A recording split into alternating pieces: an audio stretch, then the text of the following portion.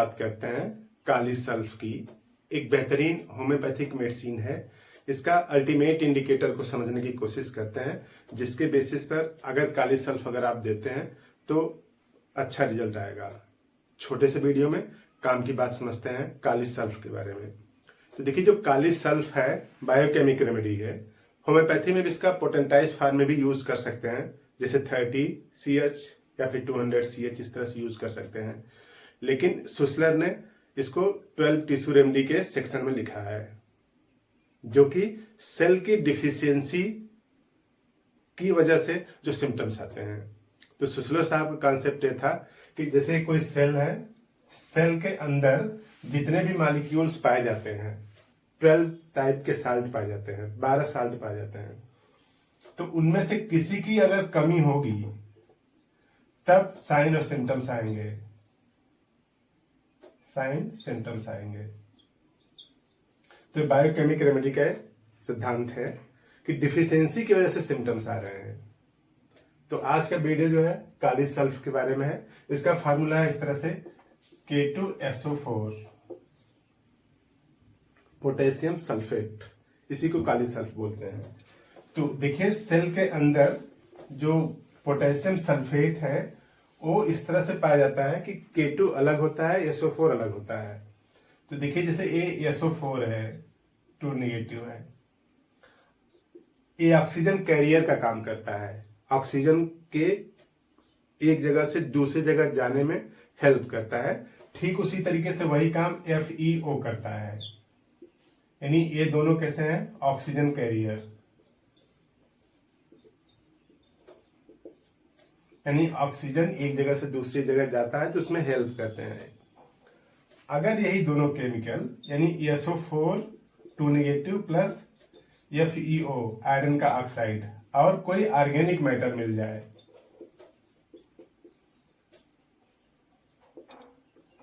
यानी जैसे fat, protein, इस तरह से कोई भी ऑर्गेनिक मैटर जिसमें कि कार्बन हो, अगर वो मिल जाता है तो इन तीनों के मिलते ही एक रिएक्शन स्टार्ट होगी और ये दोनों आपस में मिलकर क्या बना लेते हैं? FeSO4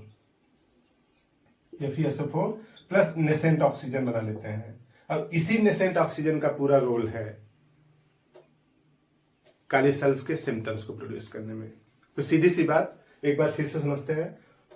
सल्फेट जो है और आयरन का ऑक्साइड है, दोनों बॉडी में ऑक्सीजन कैरियर का काम करते हैं, ऑक्सीजन को ट्रांसपोर्ट में सहायता करते हैं। अब इन दोनों को अगर कोई ऑर्गेनिक मैटर मिल जाएगा, ऑर्गेनिक मैटर मतलब जिसमें कार्बन पाया जाए, जो ऑर्गेनिज्म में पाया जाता है, जैसे फैट, प्रोटीन, कार्बोहाइड्रेट, इस तरह से। तो कोई ऑर्गेनिक मैटर मिल जाता है तो ये दोनों आपस में रिएक्ट कर जाते हैं। रिएक्ट करने के बाद FeSO4 बना लेते हैं प्लस ऑक्सीजन बना लेते हैं। अब यही ऑक्सीजन है, आप जानते हैं कि कहीं पे भी बर्निंग हो रही है तो ऑक्सीजन है और ऑक्सीजन उस बर्निंग को हेल्प करता है। इसलिए कुछ लोग ऐसे होते हैं कि जिनको कोल्ड ड्रिंक बहुत पसंद है, क्योंकि उनकी बॉडी में हीट है, ऑक्सीजन ऑलरेडी ज्यादा है, तो ऑक्सीजनॉइड कॉन्स्टिट्यूशन बोलते हैं इसको। यानी ऐसी बॉडी जिसमें ऑक्सीजन की डिफिशियंसी नहीं है, एक्सेस है, तो एक्सेस की वजह से बर्निंग होगी और उस बर्निंग की वजह से कई सिम्टम्स आते हैं। तो एक लाइन बस याद रख लीजिए कि आयरन ऑक्साइड, सल्फेट और ऑर्गेनिक मैटर मिल करके FeSO4 बनाते हैं प्लस नेसेंट ऑक्सीजन। उस नेसेंट ऑक्सीजन की वजह से सिम्टम्स इस तरह से आ रहे हैं कि वेरी इरिटेबल एंड ऑलवेज हरी, जिद्दी है, जल्दी से नाराज हो जाता है और जल्दीबाजी में रहता है। जल्दीबाजी में इसलिए कि ये जो ऑक्सीजन है ना, बॉडी में ATP के बनाने में रोल प्ले करता है, तो उसके अंदर एनर्जी ज्यादा है तो इधर उधर तेजी से काम करना चाहता है, जल्दी से फ्रस्ट्रेट भी हो जाता है। अगर उसका काम नहीं हो पाया तो फ्रस्ट्रेट भी हो जाएगा जल्दी।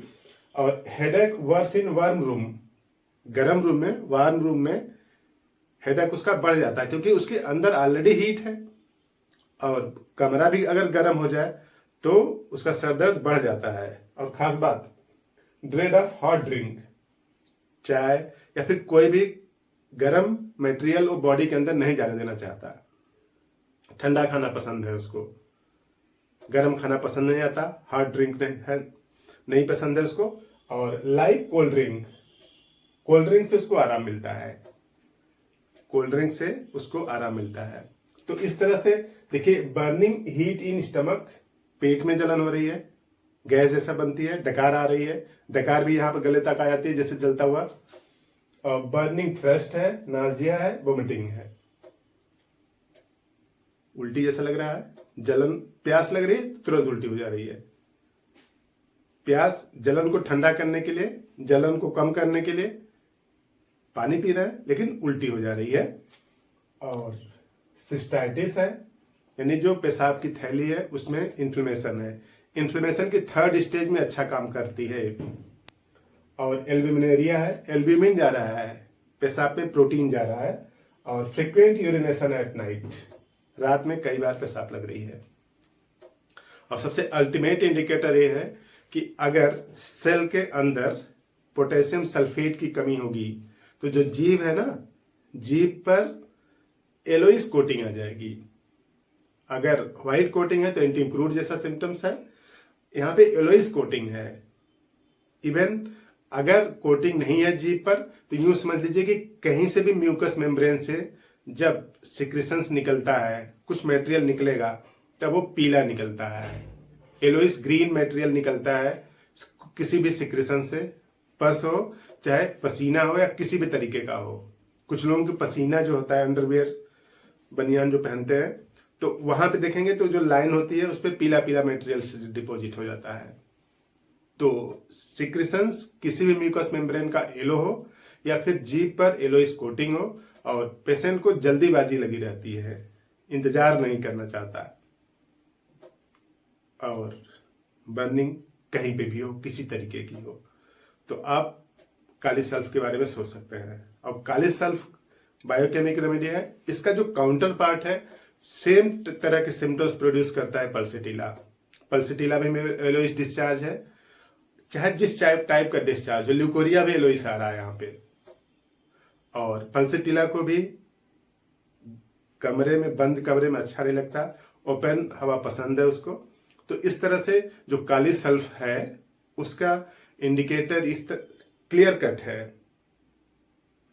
इस इंडिकेटर के बेसिस पर अगर आप काली सल्फ देते हैं तो अच्छा रिस्पांस आएगा। लेने का तरीका वही सिंपल सा, आप किसी भी होम्योपैथिक स्टोर से आप ले लीजिए काली सल्फ।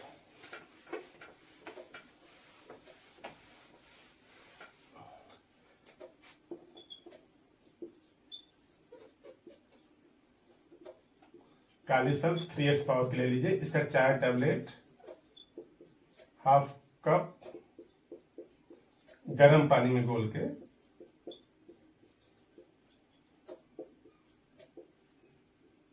तीन बार लीजिए। अगर गर्म पानी उपलब्ध नहीं है, जैसे कहीं आप ऑफिस में जॉब करते हैं इस तरह से, अगर गर्म पानी उपलब्ध नहीं है तो डायरेक्ट जीभ पर रख के इसको चूसें, जीभ पर ही कर लेते हैं।